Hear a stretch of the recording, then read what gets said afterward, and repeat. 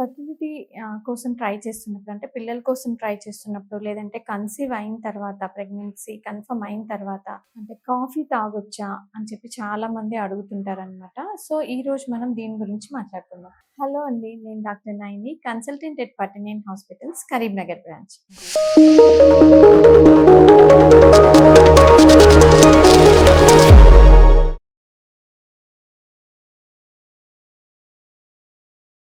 So ఎవరైతే పిల్లల కోసం ట్రై చేస్తున్నారో వాళ్ళు అంటే ఆహార నియమాల గురించి చాలా చాలా ప్రశ్నలు అడుగుతారనమాట. దాంట్లో ముఖ్యంగా అడిగేది ఏంటంటే ఇలా టీ, కాఫీ అనేది తీసుకోవచ్చా మేడం అని చెప్పి. అండ్ ఈవెన్ ప్రెగ్నెన్సీ ఒకవేళ ట్రీట్మెంట్ వాళ్ళు కన్సీవ్ అయ్యా ప్రెగ్నెన్సీ కన్ఫర్మ్ అయిన తర్వాత కూడా కాఫీ తాగొచ్చా అని చెప్పి అడుగుతుంటారు. సో ఈ రోజు మనం దీని గురించి మాట్లాడుకుందాం. సో బేసిక్గా మనకున్న రికమెండేషన్స్ ప్రకారం ఏంటంటే డైలీ ఇంటేక్ ఆఫ్ కఫీన్, కఫీన్ అనే పదార్థం యొక్క ఇంటేక్ 200 మిల్లీగ్రామ్స్ కంటే ఎక్కువగా తీసుకోకూడదు అనమాట. సో ఇప్పుడు మనం ఒక కప్పు కాఫీ తాగితే దాంట్లో కఫీన్ ఎంత ఉంటుంది అంటే 85 మిల్లీగ్రామ్స్ ఆఫ్ కఫీన్ ఉంటుంది అప్రాక్సిమేట్లీ. అది ఫిక్స్డ్ గా ఉండకపోవచ్చు. మనం తాగే కాఫీ బ్రాండ్ ని బట్టి, దాంట్లో కాఫీ బీన్స్ టైప్ ని బట్టి, మనం ప్రిపరేషన్ ఎలా చేస్తున్నారు అనే దాన్ని బట్టి ఆ లెవెల్స్ అటు ఇటు ఉంటాయి. అంటే 40 మిల్లీగ్రామ్స్ నుంచి 175 మిల్లీగ్రామ్స్ వరకు కూడా ఉండొచ్చు. సో అలా మనం ఒక కప్పు కాఫీ తాగితే మినిమం కఫీన్ అనేది ఎంత ఉంటుంది. సో మరి 2 కప్స్ కంటే ఎక్కువగా తాగినారంటే దాంట్లో మనకి 200 మిల్లీగ్రామ్స్ కంటే ఎక్కువ కఫీన్ ఉండే అవకాశాలు ఉంటాయి. అండ్ ఇంకొకటి ఏంటంటే ఈ కఫీన్ అనేది ఓన్లీ కాఫీలోనే కాదు, ఇంకా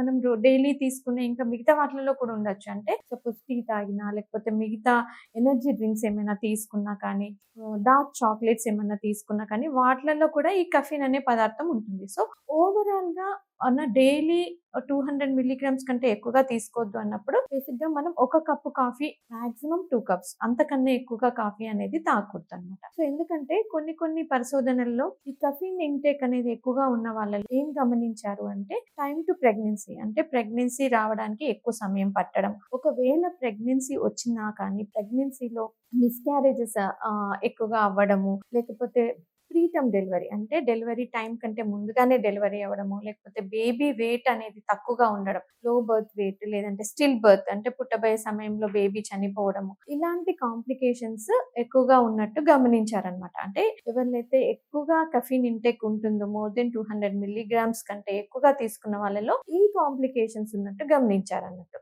అందుకని ఇప్పుడు అలా స్టడీస్ లో మనం ఎక్కువ ఇంటెక్ ఉంది అని చెప్పి ఉన్న వాళ్ళలో ఈ కాంప్లికేషన్స్ ఉన్నాయి అని మనం చూస్తున్నాం కాబట్టి మనకు సేఫ్ గా ఉండడం కోసం కఫీన్ ఇంటెక్ ని లిమిట్ చేసుకోవడం బెటర్. సో అండ్ ఈ కాఫీ అనేది అంటే చాలా మందికి బాగా హ్యాబిట్ ఉంటుంది అనమాట. ఎందుకంటే పొద్దున్న లేవగానే ఈ కాఫీ తాగకపోతే ఇంకా వేరే ఏం పని చేసుకోవడం అవ్వదు. సో ఖచ్చితంగా కాఫీ తాగే ఉన్న వాళ్ళు కంప్లీట్ గా మానేయాల్సిన అవసరం లేదు, కానీ వాళ్ళ కాఫీ ఇంటేక్ ని తగ్గించుకోవాలన్నమాట. అంటే 1 కప్, మాక్సిమం 2 కప్స్, అంతకన్నా ఎక్కువగా తీసుకోకూడదు. అండ్ ఈ కాఫీ కూడా మళ్ళీ మీరు పడుకునే ముందు తాగకూడదు. అంటే ఎప్పుడైనా మీరు కాఫీ తాగాలనుకున్నా కానీ మార్నింగ్స్ లేదంటే ఆఫ్టర్నూన్స్, ఈవినింగ్ తర్వాత అవాయిడ్ చేయడం బెటర్ అనమాట. ఎందుకంటే మళ్ళీ స్లీపింగ్ డిస్టర్బెన్సెస్ ఇవన్నీ కూడా ఉంటాయి కాబట్టి. సో కాఫీ తాగే అలవాటు ఉన్నోళ్ళు ఖచ్చితంగా మానేయాలి. ప్రెగ్నెన్సీ కాఫీ తాగితే రాదు అని ఏం లేదు, కానీ మీ ఇంటేక్‌ని కొంచెం లిమిట్ చేసుకొని, అంటే మీరు డే మొత్తంలో ఏ ఫుడ్ ఐటెమ్స్ తీసుకుంటున్నారు, దేంట్లో కెఫీన్ ఉండే అవకాశం ఉంటుంది, ఇలా గమనించుకొని లిమిట్ చేసుకోవడం బెటర్ అన్నట్టు. Thank you.